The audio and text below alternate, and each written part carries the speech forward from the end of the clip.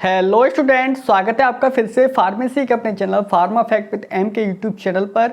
इस चैनल पर आज हम बात करने वाले हैं ईसिक फार्मासिस्ट पार्ट 2 के बारे में, क्योंकि ऑलरेडी पार्ट 1 को हम कवर कर चुके हैं। पार्ट 1 में हमने इंपॉर्टेंट प्रीवियस ईयर के क्वेश्चंस को कवर किया हुआ है विद कंप्लीट एक्सप्लेनेशन के साथ। आज फिर से हम पार्ट 2 में प्रीवियस ईयर के क्वेश्चंस को सॉल्व करेंगे कंप्लीट एक्सप्लेनेशन के साथ। तो चलिए स्टार्ट करते हैं। हम यहाँ पर कवर करने वाले हैं previous year questions paper with complete explanation के साथ। टॉप प्रीवियस ईयर क्वेश्चंस आपको यहाँ पर मिलने वाले हैं। क्वेश्चन नंबर 16 से स्टार्ट करते क्या है, non drug part added to formulation to aid the dilution stability maintaining test making. Student, non drug part जो होता है उसको हम क्या बोलते हैं, जो कि हमें फॉर्मुलेशन में यूज़ किया जाता है एज अ डाइल्यूशन की तरह स्टेबिलिटी मेंटेन करने के लिए या टेस्ट को मास्क करने के लिए, उसको हम क्या बोलते हैं आपको बताना है। आपके आंसर्स है preservative, active ingredient, additives and binding agent. तो राइट आंसर जिनको पता है कमेंट कर दीजिए। चलिए राइट आंसर को डिस्कस कर लेते हैं। राइट आंसर है एडिटिव्स। स्टूडेंट, एडिटिव्स क्या होते हैं, ये नो थेरेपेटिक एजेंट होते हैं क्योंकि इनका कोई भी थेरेपेटिक इफेक्ट होता नहीं है। उसके अलावा क्या होते हैं, ये नॉन ड्रग पार्ट होते हैं, मतलब ये ड्रग नहीं होता, एक्टिव ड्रग नहीं होता, लेकिन यह क्या है फॉर्मुलेशन में इसको ऐड करते हैं एज ए डाइल्यूशन की तरह, स्टेबिलिटी की तरह और टेस्ट को मास्क करने के लिए। एक्सप्लेनेशन देख लेते क्या है। An excipient are the inactive ingredient, अभी हमने बात करी है। Added to be the pharmaceutical formulation to serve as the various purpose such as the adding the dilution, improving the stability and masking the taste and more. While the additives is term of the commonly used in the everyday language is pharmaceutical and medical constant, जिसको हम क्या बोलते हैं, एक्सपीडिएंट भी बोलते हैं। मुझे लगता है एक्सप्लेनेशन आपको समझ में आ गया होगा। क्वेश्चन नंबर 17 देख लेते हैं क्या है। Tropine alkaloid can be identified by, tropine alkaloid को हम कौन से टेस्ट के थ्रू आइडेंटिफाई कर सकते हैं। आपके सामने 4 ऑप्शन अवेलेबल हैं, राइट आंसर कमेंट कर दीजिए। थैलाक्यूनिन टेस्ट बोलते हैं, बिटैलिन मोरिन टेस्ट करते हैं, या बायरिक टेस्ट कर सकते हैं, या मिलन टेस्ट। इन चारों में से राइट आंसर क्या है जिसको हम ट्रोपिन एल्कलॉइड के लिए आइडेंटिफाई करने के लिए यूज़ कर सकते हैं। तो जिन लोगों ने राइट आंसर कमेंट कर दिया है तो गुड। चलिए बात कर लेते हैं राइट आंसर की, जो है बिटैलिन मोरिन टेस्ट। क्या बोलते हैं इसको, बिटैलिन मोरिन टेस्ट भी बोलते हैं। तो स्टूडेंट, बिटैलिन मोरिन टेस्ट क्या होता है, ट्रोपिन एल्कलॉइड को आइडेंटिफाई करने के लिए होता है। एक्सप्लेनेशन देख लेते हैं क्या है। Identification tropine alkaloid typically various chemicals और analytical methods are use for the tropin alkaloid. Bitalin test is not commonly used for the identification of the tropin alkaloid. Vitali Morin test के अलावा हम बहुत सारे टेस्ट को use कर सकते हैं, इसमें यह बताया गया है। तो मुझे लगता है एक्सप्लेनेशन आपको समझ में आ गया होगा। चलिए बात करते हैं क्वेश्चन नंबर 18 के बारे में। आपको बताना है कि power house of the cell क्या होता है। राइट आंसर कमेंट कर दीजिए। 4 ऑप्शन है, गोल्गी बॉलिन, माइटोकॉन्ड्रिया, राइजोसोम्स या न्यूक्लियस। बहुत सिंपल है, कई बार पढ़ा है आपने, 12th में ही पढ़ा होगा, बी फार्म में पढ़ा है, अगर डी फार्म कर रहे हो तो डी फार्म में भी आप पढ़ के आए हुए हो। तो स्टूडेंट, इसका राइट आंसर है माइटोकॉन्ड्रिया। तो स्टूडेंट, एक्सप्लेनेशन देख लेते क्या है। तो power house cell is the mitochondria. अगर हम ह्यूमन बॉडी की बात की जाए या किसी भी एनिमल्स की बात की जाए जिसमें अगर सेल्स प्रेजेंट हैं जिसको वो एटीपी का प्रोडक्शन जहाँ से होता है, एनर्जी का प्रोडक्शन जहाँ से होता है, वो उसको हम क्या बोलते हैं, माइटोकॉन्ड्रिया बोलते हैं। Mitochondria are the organs found in to be the eukaryotic cells. कहाँ पर पाई जाती हैं, eukaryotic cells that place the crucial role in the generating energy. कैसा रोल प्ले करती है, क्रूशियल रोल प्ले करती है, मतलब मेन रोल प्ले करती हैं एटीपी को जनरेट करने के लिए एज ए एनर्जी फॉर्म में, in the form of to the adenosine triphosphate. किस फॉर्म में एटीपी को जनरेट करती है, एटीपी की फॉर्म में। Process called to be the cellular respiration. इसको हम क्या बोलते हैं, पावर हाउस ऑफ सेल बोला जाता है। चलिए आगे बात करते हैं क्वेश्चन नंबर 19, जो कि है which of the following is not a benzodiazepine. अब आपको बताना है इन ड्रग में से कौन सा बेंजोडाइजेपाइन नहीं है। आपका राइट आंसर कमेंट कर सकते हो। चलिए पहले क्वेश्चंस के आंसर्स को देख लेते हैं। क्वेश्चन के आंसर्स में है डाइजेपाम, दूसरा है नाइट्राजिपाम, जोलपीडेम, तीसरा है, फोर्थ है ट्रायाजोलम। तो स्टूडेंट, आपके 4 आंसर्स हैं, 4 आंसर्स में राइट आंसर कमेंट कर दीजिए। चलिए कमेंट कर दिया, कोई बात नहीं। राइट आंसर देख लेते क्या है, जोल्डिपाम, जोल्पीडेम। जोल्पीडेम क्या है, हमारा राइट आंसर है। तो जोल्पीडेम इज नॉट ए बेंजोडाइजेपाम। जोल्पीडेम क्या है, बेंजोडाइजेपाम नहीं है। Zolpidem is a medical use to treat to the insomnia. किसके लिए यूज की जाती है, इंसोमिया। अब इंसोमिया क्या होता है स्टूडेंट, इंसोमिया वो होता है जिसको कम नींद आती है, नींद देने के लिए हम क्या करते हैं, ज़ोलपीडेम को यूज़ करते हैं। Belonging to be the different class of the drugs known up to the non benzodiazepine sedative hypnotics. Zolpidem क्या है, non benzodiazepine sedative hypnotics drug है। While it is share the some similarity its mechanism of action with the benzodiazepine, लेकिन इसका mechanism action जो होता है student वो बिल्कुल बेंजोडाइजेपिम की तरह ही कैसा होता है, सेम होता है। चलिए आगे बात करते हैं क्वेश्चन नंबर 20 जो कि है which of the following is a natural emulsifying agent obtain from to the vegetable source. अब आपको बताना है इन चारों में से कौन सा नेचुरल इमल्सिफाइंग एजेंट है जो कि हम वेजिटेबल सोर्स से ऑब्टेन करते हैं। राइट आंसर कमेंट कर दीजिएगा। आंसर्स को डिस्कस कर लेते, क्या है, स्टार्च, जिलेटिन, एग यॉक या वूल फैट। तो राइट आंसर कमेंट कर दीजिए। चलिए राइट आंसर देख लेते, क्या है, स्टार्च। स्टार्च क्या है स्टूडेंट, नेचुरल इमल्सिफाइंग एजेंट होता है जो कि हम किसके लिए यूज़ करते हैं, इमल्सन्स बनाने के लिए। तो ठीक है बच्चों, इसका एक्सप्लेनेशन देख लेते, क्या है, starch not typically consider as a natural emulsifying agent obtain from to the vegetable source, है ना। Starch is primarily the carbohydrate and it is obtain to the thickening agent, thickening agent की तरह इसको use कर सकते हैं in a various food preparation, but it does not have to the strong emulsifying properties. लेकिन इसके पास emulsifying properties strong नहीं होती है, लेकिन इसको इमल्सिफाइंग एजेंट की तरह हम इसको यूज़ करते हैं स्टार्च को। ठीक है बच्चों, natural emulsifying agent from the vegetable source are include to the lecithin right from to the soybean, gum, arabic, various protein such as the egg yolk and soya proteins. तो student आपको बताना क्या था, इसमें कौन सा इमल्सिफाइंग एजेंट नहीं है, तो स्टूडेंट वो है हमारा स्टार्च। चलिए आगे बात करते हैं क्वेश्चन नंबर 11 जो कि आपके सामने है, क्या है, a chelating agent used to be the case poisoning. आपको बताना है चिलेटिंग एजेंट क्यों यूज़ करते हैं, हम कौन से केस पॉइजनिंग में चिलेटिंग एजेंट को यूज़ कर सकते हैं। आपका राइट आंसर होना चाहिए सोडियम फॉस्फेट, डाइमर कैप्रोल, फेरोसिन या उसके अलावा बिस्मथ सब नाइट्रेट। बताइए इसमें से किसकी पॉइजनिंग के लिए हम चिलेटिंग एजेंट को इन केस यूज़ कर सकते हैं। बताइए राइट आंसर क्या है, डाइमर कैप्रोल। डाइमर कैप्रोल को हम एज ए चिलेटिंग एजेंट में इसको यूज़ कर सकते हैं। Dimercaprol also known as to be the BAL. BAL क्या होता है, British anti Lewisite is a chelating agent use to the case of the heavy metal poisoning. BAL को कहाँ यूज़ कर सकते हैं, हैवी मेटल पॉइजनिंग के लिए। और मेटल कौन कौन से हो सकते हैं स्टूडेंट, इसमें मेटल हो सकते हैं आर्सेनिक, मरकरी या लेड। तो student it form stable complex with these toxic heavy metals and help to facilitate their elimination from the body. The make dimercaprol as the effective antidote in case of the heavy metal poisoning. तो student जो dimercaprol होता है वो हमें heavy metal poisoning से बचा सकता है, तो स्टूडेंट इसको वहाँ पर हम यूज़ करते हैं। क्वेश्चन नंबर 22 आपको लिए है जो सेलुलोस, जो फिल्टर सीट सेलुलोस से बनी होती है उनको हम क्या बोलते हैं, मेम्ब्रेन फिल्टर बोलते हैं, सीज फिल्टर बोलते हैं, ग्लास फिल्टर बोलते हैं या सिंटेड ग्लास फिल्टर बोलते हैं। राइट आंसर कमेंट कर लेते हैं, क्या है हमारा मेम्ब्रेन फिल्टर।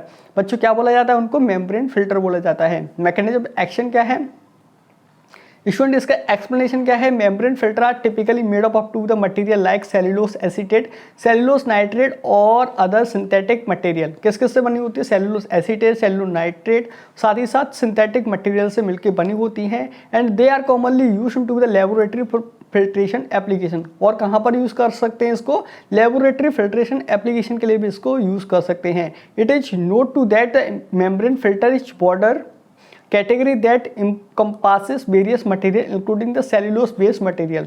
सबसे ज़्यादा सेलुलोस बेस्ड मटेरियल लगा रहता है वो मेम्ब्रेन फिल्टर्स के अंदर लगा रहता है। तो मुझे लगता है क्वेश्चन नंबर 22 आपको क्लियर हो गया होगा। अब बात करते हैं क्वेश्चन नंबर 23 के बारे में। क्वेश्चन नंबर 23 जो है 1 fluid ounce is, 1 fluid ounce किसके बराबर होता है आपको बताना है, 60 ml, 15 ml, 30 ml, 10 ml। Right answer comment कर दीजिए जो कि है आपका right answer 30 ml।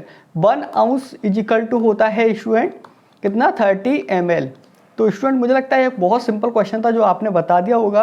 1 fluid ounce is equal to approximately 13 millilitre ml के बराबर होता है।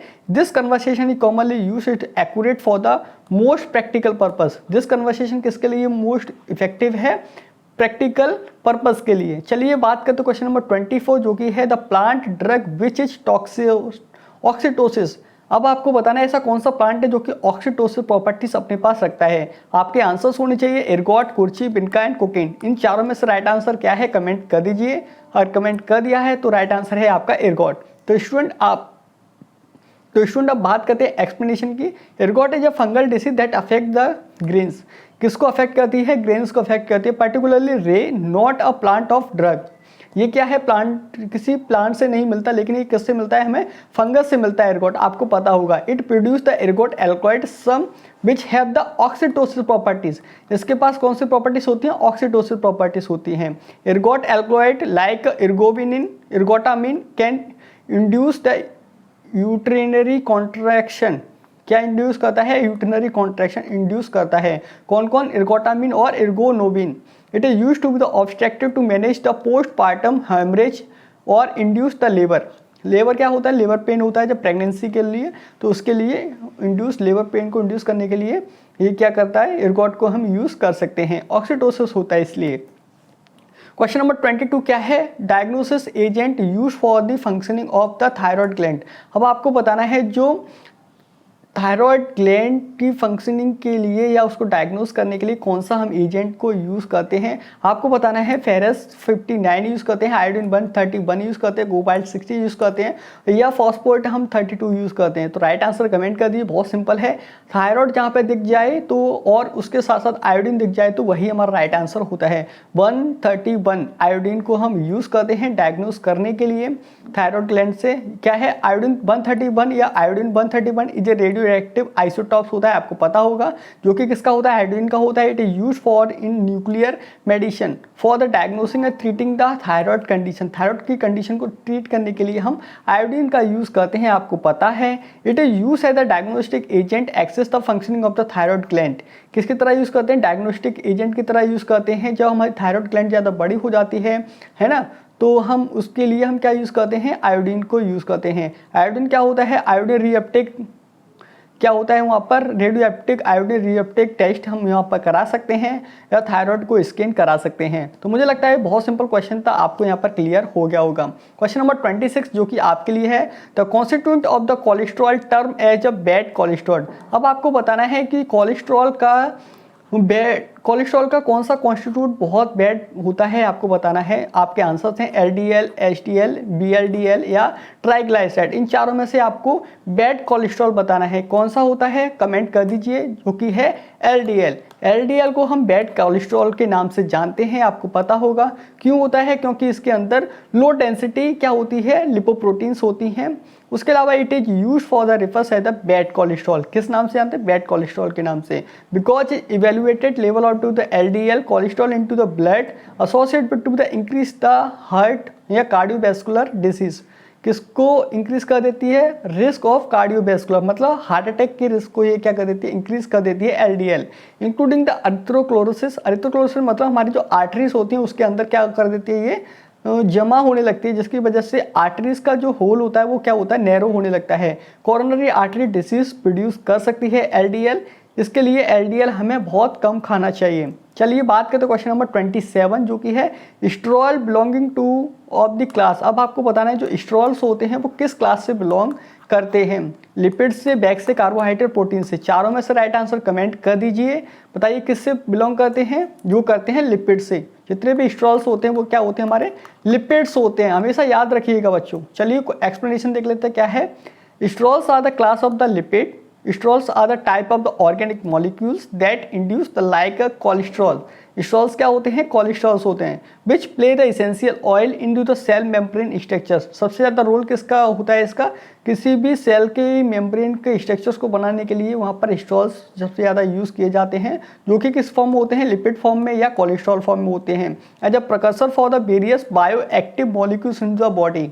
बॉडी की जो बॉडी होती है, बॉडी के बायो एक्टिव मॉलिक्यूल्स भी क्या होते हैं, हमारे स्ट्रॉल्स होते हैं, जिसको हम लिपिड बोलते हैं। Sterols are the sub group of the lipids which also include the triglyceride and phospholipid and others. जो क्या होते हैं, ट्राइग्लाइसराइड हो सकते हैं, फॉस्फोलिपिड हो सकते हैं, या इनके अलावा भी हो सकते हैं। तो मुझे लगता है आपको यह क्वेश्चंस भी क्लियर हो गया होगा। चलिए बात करते हैं क्वेश्चन नंबर 28 जो कि बहुत ही ज़्यादा इंपॉर्टेंट है। ये सारे क्वेश्चंस बहुत इंपॉर्टेंट है क्योंकि यह क्वेश्चंस प्रीवियस ईयर क्वेश्चंस में आपके आए हुए हैं ईसिक फार्मासिस्ट 2016 के पेपर में। तो स्टूडेंट इन क्वेश्चंस को अच्छी तरीके से समझ लीजिए, इनके एक्सप्लेनेशन भी हम बता रहे हैं तो आप अच्छी तरीके से इनको लिख लीजिए या वीडियो को सेव कर लीजिए। क्वेश्चन अगर कोई भी डाउट है तो कमेंट जरूर कर दीजिएगा। क्वेश्चन नंबर 28 क्या है, हेपेटाइटिस ए जे। अब आपको बताना है हेपेटाइटिस क्या है, बैक्टीरियल इन्फेक्शन है, प्रोटोजोल इन्फेक्शन है, फंगल इन्फेक्शन है या वायरल इन्फेक्शन है। तो बताइए, कमेंट कर दीजिए, राइट आंसर क्या है, वायरल इन्फेक्शन। हेपेटाइटिस किसको अफेक्ट करता है, लिवर को। तो hepatitis is a medical condition characterized by the inflammation into the liver and it can be caused by the various factors including the viral infection. किसके लिए होता है, किससे होता है, वायरल इन्फेक्शन से। अब हम बात करते हैं हेपेटाइटिस कितने तरीके का हो सकता है। हेपेटाइटिस ए हो सकता है, बी हो सकता है, सी हो सकता है। जो कि किसके हो सकता है, रीजन क्या होता है, अल्कोहल अब्यूज की वजह से या हमारे जो ऑटो इम्यून डिसऑर्डर होते हैं उसकी वजह से भी हमें हेपेटाइटिस हो जाता है। तो मुझे लगता है यह क्वेश्चन भी क्लियर हो गया होगा आपको। क्वेश्चन नंबर सेकंड लास्ट जो कि है 29। अब हम बात करते हैं leukotrienes receptor antagonist use into the allergic cough. अब आपको बताना है जो ल्यूकोट्रिन्स होते हैं, रिसेप्टर्स होते हैं, किसके एंटागोनिस्ट के लिए हम एलर्जिक कफ के लिए यूज़ कर सकते हैं। आपके आंसर्स हैं रोफिकॉसिब, थियोफाइलिन, लॉसार्टन या मोंटिलुकास्ट। बताइए कौन सा ड्रग दे सकते हैं ल्यूकोट्रिन रिसेप्टर एंटागोनिस्ट के लिए। राइट आंसर क्या है, मोंटिलुकास्ट। बहुत कॉमन ड्रग है, आपको पता होगा। Montelukast is indeed leukotrienes receptor antagonist. Leukotriene receptor antagonist के लिए कौन सा ड्रग है, montelukast. It is used in the treatment of the various condition including the allergic cough. It is commonly prescribe to manage the symptoms of the asthma. किसके लिए, asthma में हम इसको लिख सकते हैं, एलर्जिक राइनाइटिस में लिख सकते हैं। Where the leukotrienes play the role in causing the inflammation और द एयरवेज। तो उसके लिए भी हम मोंटिलुकास को दे सकते हैं। Montelukast help to reduce these of the blocking the leukotriene receptor which can allergy symptoms like coughing, sneezing and shortness of the breath associated with the allergy condition। Allergy की वजह से ऐसे सारे सिम्टम्स आपको देखने को मिल रहे हैं, तो हम वहाँ पर ल्यूकोट्राइन्स को यूज़ कर सकते हैं, मोंटिलुकास को यूज़ कर सकते हैं ल्यूकोट्राइन्स को ब्लॉक करने के लिए। तो मुझे लगता है सिंपल था, बहुत ईजी है, आपको पता चल गया होगा। अब बात करते हैं लास्ट क्वेश्चन जो कि है sulfonamide use for the burn therapy. Bum therapy नहीं है, यहाँ पर बर्न थेरेपी है, ठीक है बच्चों। तो बताइए कौन से सल्फोनामाइड को हम बर्न थेरेपी में यूज़ करते हैं, सल्फाडाइजिन, सल्फाडॉक्सिन, सल्फा एसिटामाइड, सल्फा पैरामिडिन। बताइए किसको यूज़ करते हैं, राइट आंसर कमेंट कर दिए, जो कि है sulfadiazine. Sulfadiazine is indeed as a sulfonamide antibiotics that can be use in the treatment of the bacterial infection. किसके लिए यूज़ करते हैं, बैक्टीरियल इन्फेक्शन के लिए यूज़ करते हैं। It is sometimes use as a burn therapy. किसके लिए, बर्न थेरेपी में भी इसको यूज़ करते हैं। In burn injury sulfadiazine is a applied और द टॉपिकली। बर्न इंजरी में हम किस तरीके से यूज़ करते हैं, टॉपिकली यूज़ करते हैं as a part of the combination treatment with the help to prevent and treat the infection into the burn area. Particular body पर अगर कहीं पे जल गया है तो वहाँ पर हम सल्फाडाइजिन लगा सकते हैं टॉपिकल एजेंट की तरह, जो कि हमें बैक्टीरिया से क्या करेगा, प्रिवेंट करेगा, साथ ही साथ हमें जो इन्फेक्शन हुआ है उससे भी हमें यहाँ पर निजात दिलाएगा। तो सल्फाडाइजिन वहाँ पर हम यूज़ कर सकते हैं। तो student thank you for watching this video. अगर आप यहाँ तक आए हुए हो हमारे साथ तो स्टूडेंट बहुत बहुत शुक्रिया आपका। चलिए वीडियो को ज़्यादा से ज़्यादा शेयर कर दीजिए। नेक्स्ट पार्ट कल आ जाएगा इसका। तो स्टूडेंट जल्दी से, हमारी कोशिश है आपको जल्दी से जल्दी यहाँ पर MCQs को एक्सप्लेनेशन के साथ समझा दिया जाए, कवर करा दिया जाए, है ना, तो जो कि आपके पेपर में बहुत ज़्यादा रोल प्ले कर सकें। तो चलिए स्टूडेंट मिलते हैं अगली ऐसी किसी नई वीडियो में, तब तक के लिए दोस्तों बाय बाय।